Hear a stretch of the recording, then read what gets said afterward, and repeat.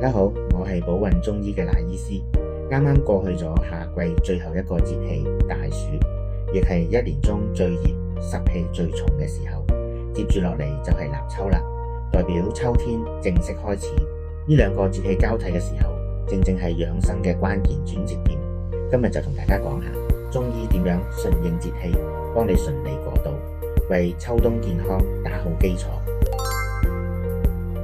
24節氣係古人觀察太陽運行規律總結出嚟嘅自然法則，每個節氣都反映氣候同物候嘅變化。中醫經典《黃帝內經》強調，順應四時，天人相應，人體嘅氣血運行、臟腑功能會隨節氣變化而波動，所以節氣交替嘅時候，身體特別敏感，容易出現不適。《黃帝內經》亦提到，春生夏長，秋收冬藏。春天陽氣初升，要養肝助陽氣生發；夏天陽氣旺盛，要養心清暑去濕；秋天陽氣漸收，要養肺開始防燥收斂；冬天陽氣潛藏，要養腎溫補收藏。順應四季變化，調整生活方式，先可以保持身體健康。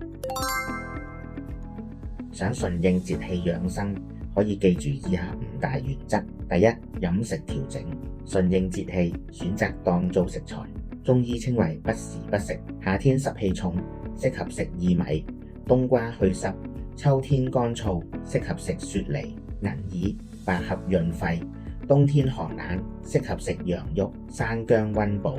配合節氣食嘢，身體更容易吸收養分。第二，作息配合。《黃帝內經》話，春3月夜臥早起，秋3月早臥早起，就係順應日照長短，調整作息。夏天日長夜短，可以稍為晚睡早起；秋天日短夜長，就要逐步早睡早起。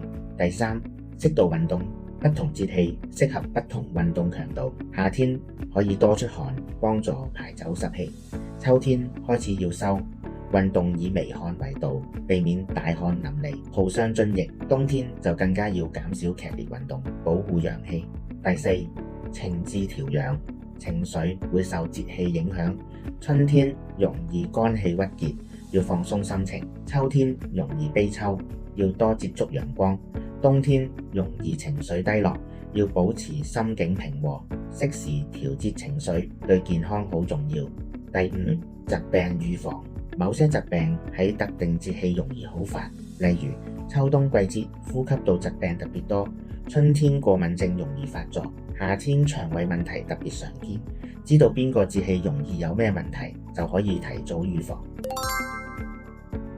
講到節氣養生嘅具體應用，一定要提天灸。三伏天灸利用一年中陽氣最旺盛嘅3伏天，透過溫熱藥貼敷喺特定穴位，驅散體內寒邪，達到冬病夏治嘅效果。對於鼻敏感、氣管敏感、哮喘、慢性咳嗽、關節痛呢啲虛寒性問題特別有幫助。三九天灸就相反，利用一年中寒氣最盛嘅3、9天，透過藥貼鞏固陽氣，預防冬病復發，達到冬病冬防嘅效果。